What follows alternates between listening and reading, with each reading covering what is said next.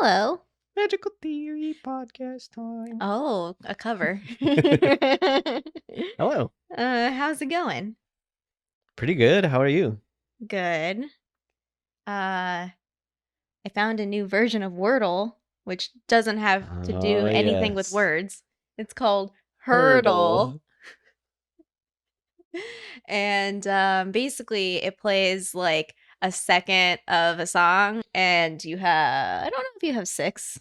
It sounded like it. I think you have 6. So like it increases. So it's not just like you add a second at a time. I think it's like you can skip and add 2 more seconds, 3 more seconds.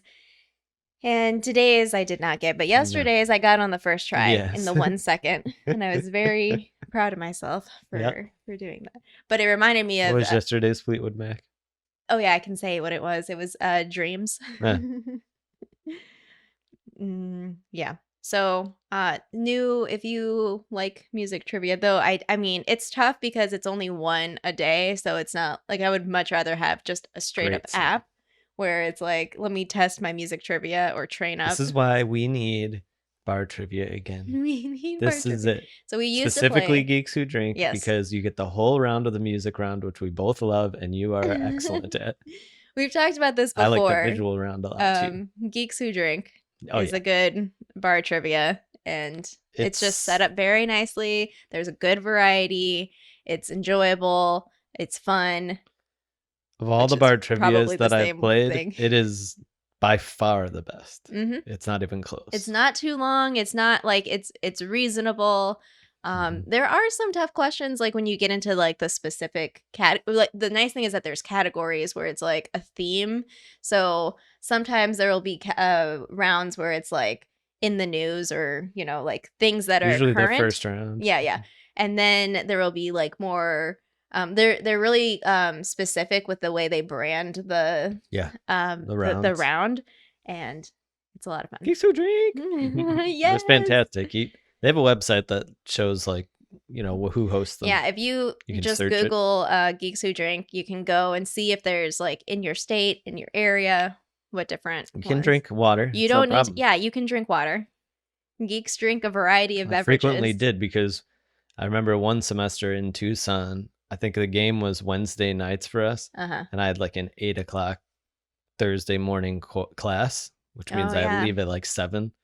And I was like, I don't think I drank it all that time. 8 a.m. I mean, in the fall. Okay, we've taken a change.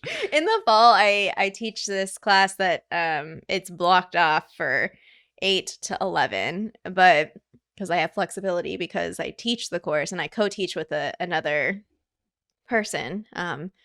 We start at 8:30 a.m. because 8 a.m. is too much. Person? Huh? Another person? Yeah, no. Oh, no, Zero. It was not K-12. It was college course. Yeah, college courses. I remember I used to take. I did take my first year of college. I did take some 8 a.m. courses. I don't know why. I just signed up for them, and I was just I also signed up for an 8 a.m. not paying attention. I never went. Ever. It was an 8 a.m. I believe it was econ, and it was a 600-person lecture, so no one was going to miss me, and I did not miss it. Yeah, those good old lecture halls that hold hundreds of people. Yeah. Great classes. It was an easy class. I had already taken AP. I probably should have just gotten waived from it. Oh, well. Also, before we get into it, we went out last night in downtown Fresno. We went out to a couple places. Yep. Yeah. We got some Mexican food at a place we like down there. Then we went to Modernist, which is a little cocktail place. Yeah. And then there is a brewery just 2 doors down. Not 3. The 411. 2 doors down. 2 doors down. Yeah, different band. They had like a mini not quite as good. What do you call it? Mini shuffleboard. Mini shuffleboard. It's like really mini with like little ball bearing little things, so we played that. Those good times. Well, it's funny because like the little bar like wooden thing was slanted, so Jeff and I were both like yeah, you had to curve trying to angle up it and have it slide down. It was fun. Yeah. Anyway, so we were just talking this morning about the filler chapters before the second task. Well, I think it was even last night. We were like, oh, what comes next? I don't think either of us had looked at which chapter it was. I was like, I don't know. Second task should come up, right? Yeah. Oh, no. I forgot. The unexpected task. Hey. Hey. Nice. Ready? Once ready. Turn to page 385, The Unexpected Task. Today's lesson is called Bravery Comes in Different Forms.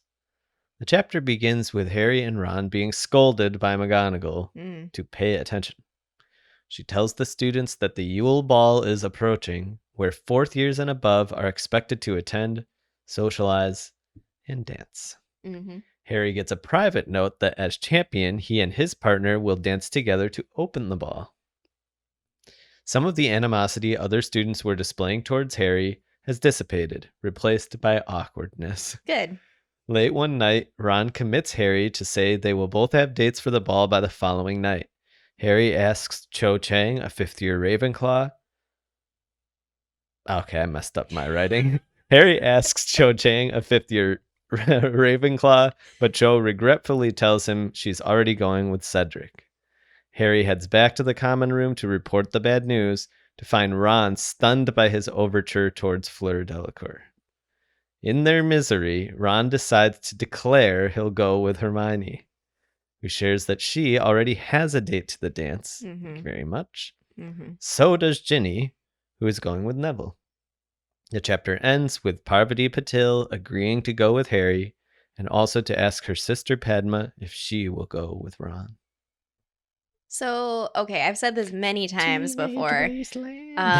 I did not, my first reading of Goblet of Fire, I stopped reading it halfway through. And a big part of it is like, I don't care about any of this stuff. It's very cringy. Well, okay, so I actually, for some reason, Twitter showed me like this conversation people were having about Kristen Stewart, who famously starred as Bella from the Twilight series in the movies. It's a book like the book to movie adaptation. Sure. Cedric is actually a vampire in that Edward movie. Cullen. Yeah. Yes. But it's a similar thing. So if I'm going to compare or look at the different young adult series that I've liked throughout the years, like I don't really care for high school or dynamics with dating and all this sort of stuff. Nor do I. I mean, especially thinking about growing up reading these types of stories, it's just like I have enough of that in my life. Like I don't want it in my fiction, you know? So I prefer things that are dystopian, like Hunger Games, you know, kids killing kids, which also has romance in it, but it's not like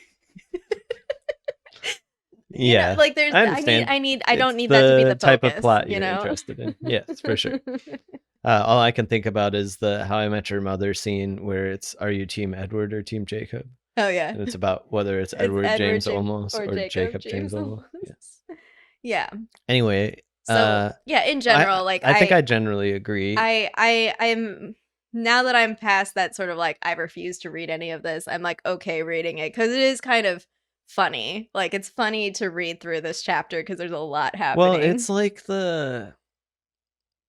it's so real it hurts kind of stuff where there's this sort of the drama of it, and it's just like, oh my gosh, like look at these kids just running around. Some parts I'm like, I don't know, man. Like, okay, I refuse to believe that a bunch of 15-year-olds just constantly giggle every time a boy approaches them. Like, no, I'm sorry.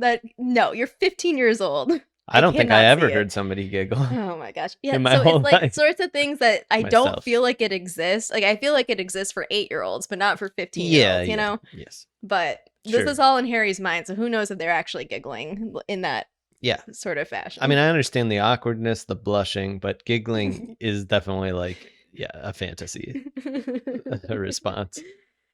So side note also, even though the game has discontinued, some of my favorite Wizards Unite Brilliant events centered around the Yule Ball because of just the nonsense that Constance Pickering would bring in. Who did Hermione go with? And she was always bringing the shade. We have to have these 40-year-old people relive their teenage memories. Like I found that very comical. Well, Ron has not grown up at all, let's be honest. Yeah. So somebody randomly shouts at Harry or asks Harry to go to the dance, and he's just like, okay, no. Yeah. So I also have some thoughts about this. So, well, it's funny because like I can see Harry being caught off guard and being like, no, like, just as a reaction because he doesn't even want to be part of this. He doesn't want to dance. He doesn't want to ask someone. The first person who asked him was a third-year Hufflepuff, and then the next person who asked him was a second year. Pretty bold for these younger students to like. They're just trying to get to the Yule Ball, and they're Very just like, bold. yeah, let's ask a student that's 2 years older than us, who's also Harry Potter. Also a famous wizard. Go for it. Heraldini. I love the description though so the 5th-year student who looked like she was gonna punch him if he said no or something like that. Poor Harry.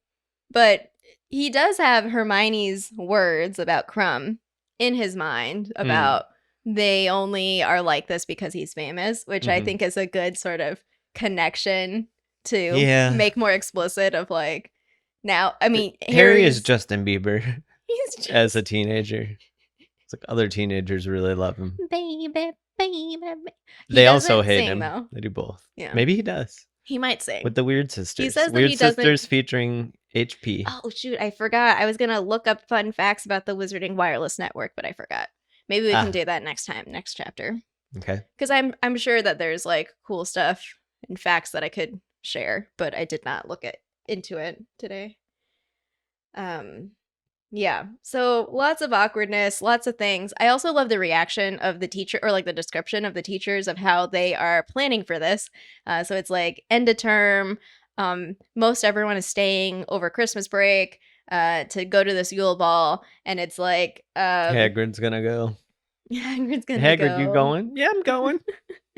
Flitwick is just like the sort of I know this feeling as someone who has substitute taught for math courses at a high school, just being like, well, I don't know, go play games, I guess. Like, he doesn't want to chaperone. No, there's no like in the actual classes. Like, there's no. Let's not pretend like we're gonna learn anything today. There's only one thing on the mind. There's just like when you get that, fine, just give into it. That's right.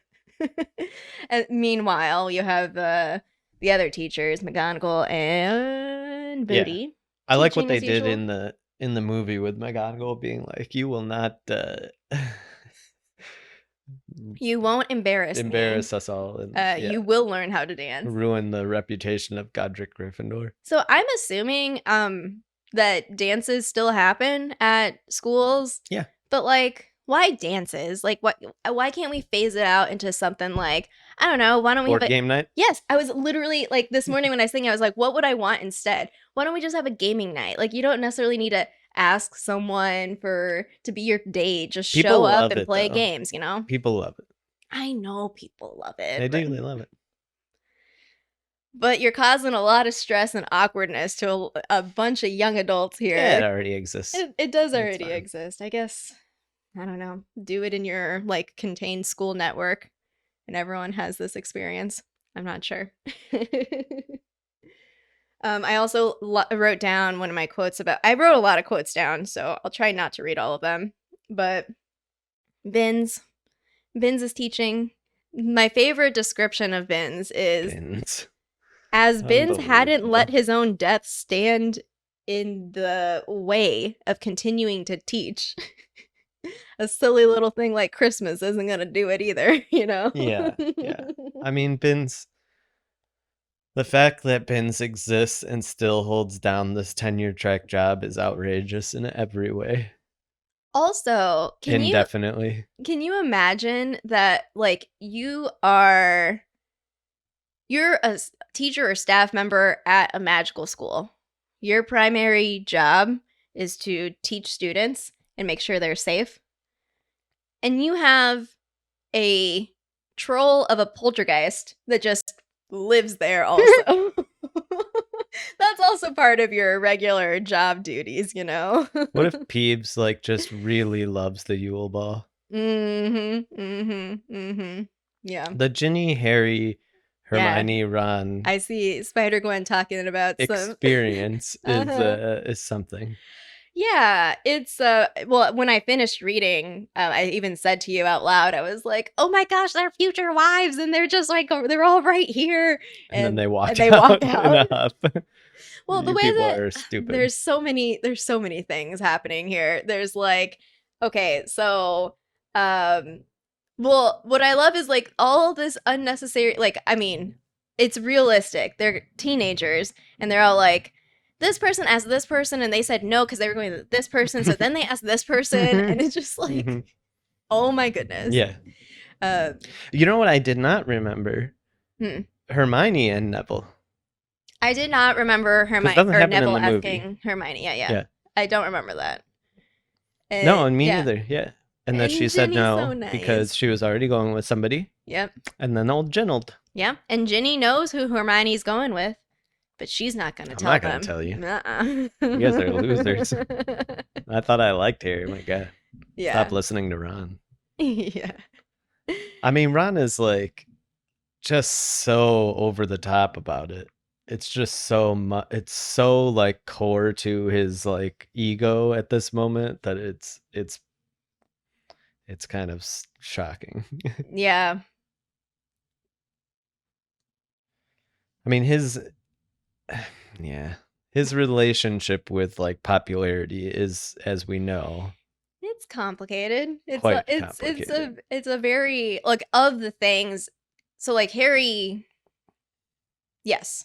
I was going to say like Harry doesn't want any of this. Like he makes that kind of apparent throughout the series. He's just like, I'm just Harry, whatever. Whereas like Ron is just like, he definitely wants to be part of. It's a really important to him. I think Harry just doesn't want to embarrass himself. Yeah. Like I feel the whole that they set up with McGonagall and Harry talking about like, what do you mean I have to dance? And then he's like, oh my God, I have to like open the ball. He just wants to be left alone sometimes. He does. This was supposed to be a chill year. He wasn't even going to have to worry about Quidditch stress. Yes. Yeah. And instead he's the 4th champion and he's only 12 years old. Do all these things. A boy of 12. A boy of 12. Well. 14. Yes. Poor Eloise Midgen. Yeah. Lots of hate going around for these people. Do we hear from her? I guess we'll find out if we hear from her in the future about her, because Ron is pretty much, well, I don't know. It's funny because I'm also because we follow Harry, I also don't know all these other people because he's just like, oh, Hogwarts holds like a lot of girls. And it's like, oh, okay. Yeah, but Hogwarts is not big. We've talked about this many, many times. So one of the dynamics that I don't believe in is strangers passing in the hallway, especially when you're just talking about students at Hogwarts. I mean, we went to high schools that were many times bigger than Hogwarts, and I pretty much knew everybody's face. I'm pretty sure my graduating class was bigger than the whole. I think it probably was. Yeah. Yeah. Mine was, I don't know, 250. So I'm not. Oh, mine was 686. I know it was. No, I know it was. Oh, yeah. I know yours was much bigger. Yeah. Yeah. So well, and I just know your school is very big. Yeah. Yeah. At the end, when Harry doesn't, I mean, it's a funny line where he's just like, I didn't write it down, but he was just hoping that Padma's nose was like not crooked, because that was the point that he made about Eloise. Because he doesn't want to hear. Yeah. And I'm like, how do you not know what she looks like? Also, they're twins, which I don't even know if they know that. Do they know that? I don't know if they're twins or not. They're the same year, aren't they? Yeah. Do Harry and Ron know anyone at this school except for Hermione? And they're like... No, it's not clear, no. Harry knows the Weasley family, Hermione, and Dumbledore. Yeah. That's it. And the Creepies, yeah. Oh my gosh. It's... Yeah. I understand it, because you can't flesh everything out. You can't be like, oh, this is Harry's buddy, and like all these things that never happened that I didn't write about, like this is all that he knows about this random person. Yeah. But even Cho, like, she emerges this book, right? Was she like in any of the other books even mentioned? I don't think so. I don't think so either. Also, can we talk about, I wrote here that she's a 5th year, because in the book, it says she's a year older than Harry. Yes. I was trying to picture in the movie, the 7th movie, when Harry comes back to Hogwarts through the room of requirement. And Cho is there because she offers to lead Harry to the Ravenclaw common room. She would have been a graduate, which is it's just an interesting thing for me of like that she may have come back to Hogwarts in the similar way as Harry of like they weren't actually at the school that year, but she maybe heard from like friends or something and came back because she cares about them. Yeah, it's interesting. I mean, she was part of Cedric. Dumbledore's army. Like, she was. When you have like something like that, and you're fighting an evil dark wizard that is trying to take over the world and kill your friend, then I imagine that you have more of a stake of it. I mean, we do see like the other, like the Order, and then I was thinking like Fred and George, right? Because they come back, before the rest of the Order, before like the older generation of the Order of the Phoenix. And I think like it just struck me as like, oh, that means Cho would have been graduating when Harry finished 6th year, which means the Battle of Hogwarts she would have been post school, and she came back to fight. That was what I'm not sure if that's necessarily true, or if she's just happens to be older than Harry in age, but still a 4th year. I think she's a 5th year. No, I think she's... Because she's not in any of his classes. No, but Ravenclaws.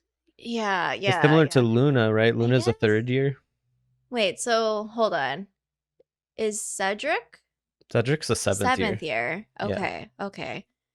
Yep. Man, this range of like years 1 through 7 is like, then you kind of see like the distance between Harry and Cedric, because that's like 3 whole years of like people and things. Right. And I'm just like, that's why Harry just does Accio, and Cedric transfigures a rock into a dog. Yeah. He has his level is much higher. That's why Fake Moody's strategy is actually quite brilliant. Of like, Harry, the only thing you're good at is flying. You can't expecto Patronus it, so get your broom and beat this dragon. Harry, you're only good at flying. We have a better than fair. I heard it. She needed remedial potions lessons. Yes, perhaps. Speaking of potions, we had a couple of like little nods in here for future occurrences in this book. We have Harry failing his antidote potion test. Which was Bajor. Yes. So Snape of the teachers was like, hey, we're going to do an exam on the last day, which not cool, buddy, but whatever. We know how you are as a teacher. And so Harry fails it, but it's because he forgot that very important ingredient. And so we'll see that come back, I'm pretty sure. Because that's the thing that prevents something else from happening. And not only that, but actually the Bajor comes up in Harry's first ever lesson with Snape. That's true. Yeah, where Snape like abuses Harry verbally and tells him like, you're not a know-it-all, and gives him all these questions that obviously doesn't know. One of them is like, what does a Bajor do, or where does it come from, or something like that. I also love how, going back to, I love how innocent Hagrid is, or he's just so oblivious. That's what he says. About like Rita, like what's going on? And they're just like, they're just trying to get, she's just trying to get a different angle. I love how the kids are just like, yeah, clearly this is what's happening, and Hagrid's just so nice, and he's just like, oh, okay. He just believes the best in people. He does. It's a he's quick to trust and slow to distrust. Want to go ball with me? What do you think Hagrid actually thinks of Draco? Draco? He feels bad?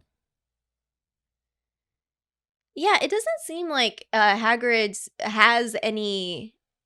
The animosity towards Draco only comes out when there's like a specific action that he's done. Yeah. It's not like a general, like, holding a grudge. For Hagrid that it's underlined by pity and empathy. Hagrid actually kind of feels bad for him, even if he doesn't really like him that much, compared to like, he does not like Lucius. Hagrid also might be the kind of person who, even if he does not like the Malfoys, like all of them, he wouldn't like just vocalize it randomly, like, or even like he doesn't seem like he would be talking trash about people. No. So again, like, unless it's like a specific situation that he's commenting on, like the mudblood thing, I don't think that he would go out of his way. Because, I mean, he also doesn't seem to treat any of his, at least in like the stuff that we get for Care of Magical Creatures, he doesn't seem to treat anyone differently. No. You know? He knew Tom Riddle. Unlike Snape. Oh, yeah. As a kid. Oh. Tom, jeez. What are you doing, buddy? So chill out. Harry did a complete 180 on Cedric. Which he was starting to like Cedric. Good for nothing. Pretty boy. Now he suddenly realized that Cedric was in fact a useless pretty boy who didn't have enough brains to fill an egg cup. When you read that to me as a quote, I was like, oh, that's Voldemort coming out in Harry's feelings. It was like straight up hatred. Just the meanest form. Yeah, that was such a quick turn. He was just like, and little Cho is just like, well, what's funny is that like Harry doesn't want to be part of this, but then it becomes like the biggest deal to the point that like he actually does care.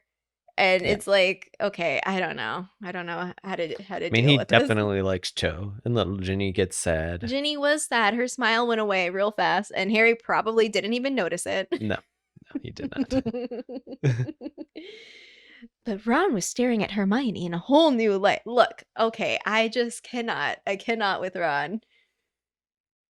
I'm so glad that Ron and Harry are friends again. I think it's great that they goof around and all that. And then every time it's like Ron and Hermione, I'm just like, oh my gosh, I'm gonna strangle Ron. Like you are. I don't even know the word for you right now. A goober. You're a goober. Get it together, man. Yeah.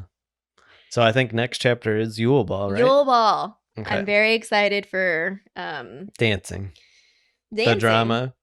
The dresses, the dancing. You know, we played Gardic Phone on Friday. Yeah. And one of the prompts was something about Harry's bad at dancing.